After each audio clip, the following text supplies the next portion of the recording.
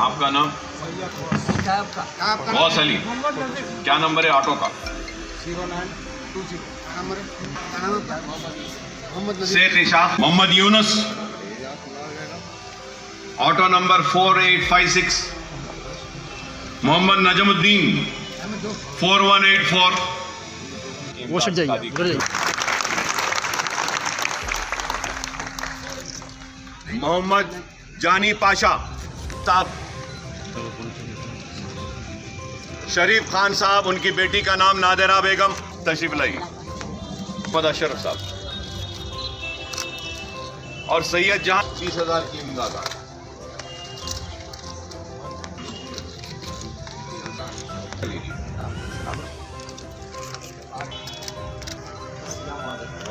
محمد رسول صاحب TS11UA 1498.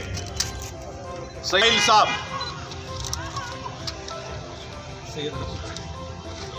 سید اسماعیل صاحب.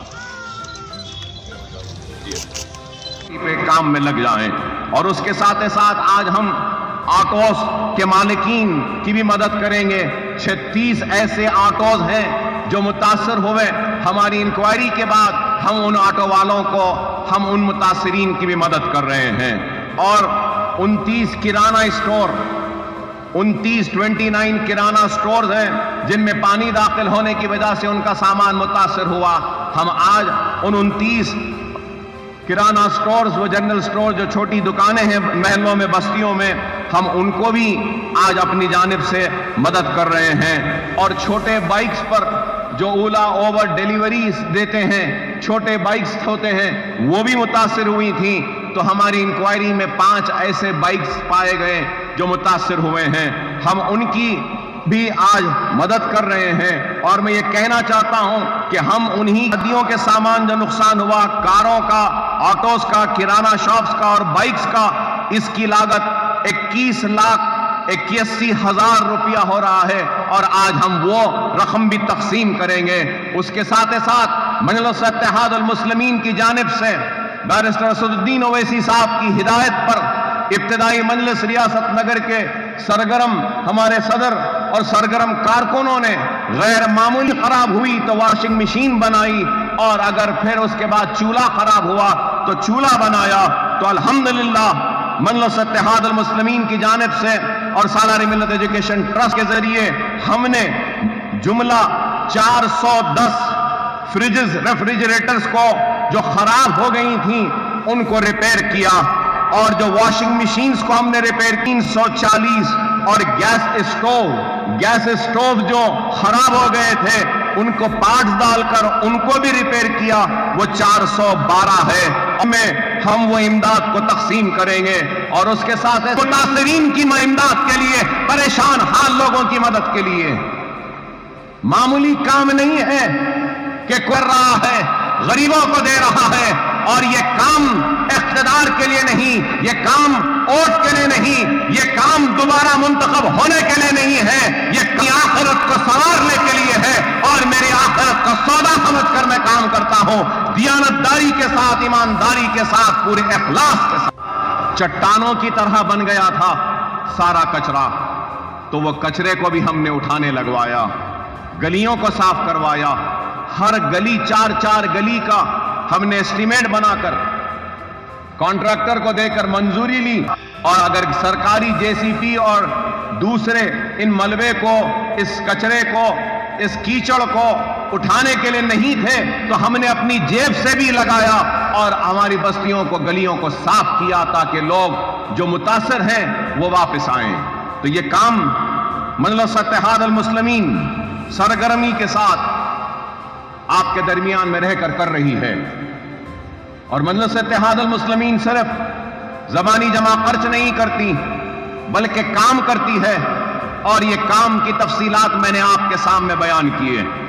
اور یہ بھی ضرور کہوں گا کہ جتنا ہوتا ہم نے اپنی جانب سے تحقیقات کی، کمیٹی بنائی اور متاثرین میں امداد تقسیم کی. اگر کوئی متاثر، حقیقی متاثر اگر چھوٹ جاتا ہے تو وہ حقیقی متاثر آج کی اس تقریب کے بعد بھی مایوس نہ ہو. اکبر الدین اویسی ہے آ کر رجوع ہوئے، ہماری کمیٹی تحقیق کرے گی، اگر واقعے میں آپ متاثر ہیں تو آپ کو آپ کی امداد ہماری جانب سے جو بھی ہے ضرور آپ کے گھر تک ہم لا کر پہنچائیں گے۔ مگر میں آپ سے یہی کہوں گا کہ جو لوگ آج ہم پہ تنقید کرتے ہیں یا ہم پہ الزام لگاتے ہیں، میں ان سے پوچھنا چاہتا ہوں کیا تم نے اتنا کام کیا؟ اگر تنقید کرنا ہے تو ضرور کرو۔ اکبر الدین اویسی نے 11.5 کروڑ روپے خرچ کیے اور کام کیا۔ تنقید کرنے کا حق اسی کو ہے جو 11.5 کروڑ سے زیادہ خرچ کرے گا غریب کو، وہ تنقید کرے تو میں اس کی تنقید قبول کرنے تیار ہوں۔ جیب سے ایک پیسہ نہیں نکلتا، حلق سے کوئی الفاظ نہیں نکلتے تو صرف مجلس پر تنقید کرنے کے لیے، حلقہ اسمبلی چندرائن گٹے کو بدنام کرنے کے لیے۔ ارے نہیں، جب تک اکبر الدین اویسی ہے چندرائن گٹے حلقے میں کوئی بھوکا نہیں سوئے گا۔ جب تک میں زندہ ہوں ہر کسی کی مدد کروں گا، کرتے رہوں گا۔ 25 برس ہونے آتے ہیں، وعدہ تھا ایک اسکول کا، لیکن آج 14 اسکول کی عمارتیں کھڑی ہیں، یہ بھی عمارت کھڑی ہے۔ میرے مرنے کے بعد میری اولاد میں تقسیم نہیں ہوگی، یہ ملت کے لیے ہوگی، مسلمانوں کے لیے ہوگی، اور جہالت کے خاتمے کے لیے، علم کی روشنی کو منور کرنے کے لیے عمارتیں کھڑے ہیں۔ اگر میں چاہتا تو اس سے بڑا بنگلہ اپنے لیے بنا لیتا، لیکن میرا مقصد اپنے لیے نہیں، میرا مقصد ان کے لیے ہے جن کی وجہ سے میں آج زندہ کھڑا ہوں۔ میں احسان مند ہوں ان دعاؤں کا جن کی وجہ سے میں آج زندہ ہوں۔ میں اس احسان کو ادا نہیں کر سکتا کہ جو دعائیں آپ نے کی تھی جب میں دواخانے میں اپنے زندگی اور موت کے لیے لڑ رہا تھا۔ میرے بچے احسان مند ہیں، میرے بچے یتیم ہو جاتے اگر آپ کی دعائیں نہ ہوتی۔ میری ماں تڑپتی تھی اگر آپ کی دعائیں نہ ہوتی۔ میرے بھائی کے کھانے پر میرے جنازہ آ جاتا اگر آپ کی دعائیں نہ ہوتی۔ میری بیوی بیوہ ہو جاتی اگر آپ کی دعائیں نہ ہوتی۔ ارے آپ کی دعاؤں کا اتنا بڑا قرض ہے کہ جتنی بھی حیات ہے، جتنا بھی دو، سب کچھ دے دو، اپنے جسم کی چمڑی بھی نکال کر اگر آپ کے قدموں کی نظر کر دو، تب بھی میں آپ کے دعاؤں کا احسان کا بدلہ ادا نہیں کر سکتا۔ بس یہی دعا ہے کہ اللہ ہمارے اس کار خیر کو، ہمارے اس خیر کے کام کو قبول کرے۔ آپ سے بھی درخواست ہے کہ آپ دعا کریں کہ میرے بعد بھی یہ عمارتیں جس بلندی کے ساتھ کھڑی ہیں اسی طریقے سے کھڑی رہیں اور غریب اس سے استفادہ اٹھاتے رہیں۔ خدا را دوست و دشمن کو پہچانو، اپنوں اور غیروں کو پہچانو، منتشر نہ ہو، منظم رہو، متحد رہو۔